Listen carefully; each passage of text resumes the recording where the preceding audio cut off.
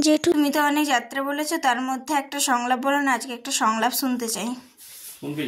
হুম। শোন তাহলে। যাত্রাপালার নাম ছিল গঙ্গাপুত্র ভীষ্ম। আর চরিত্র অভিনেতা শেখর গাঙ্গুলি। তো ওনার এই জায়গার একটা দৃশ্য আমার হৃদয় জুড়ে গেঁথে আছে। শোন তাহলে বলছি।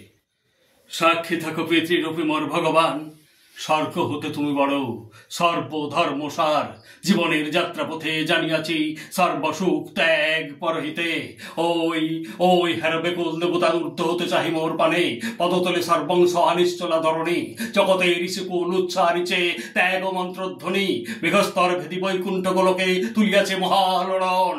মা মা কোথা তুমি জননী জাহ্নবী, শক্তি দাও হৃদয়ে।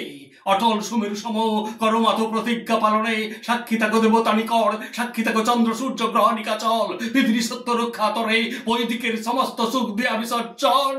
আজি হতে ব্রহ্মচর্য করিলাম সার, এ পৃথিবীতে বাচ্চা মোর কেউ রবে না আমার।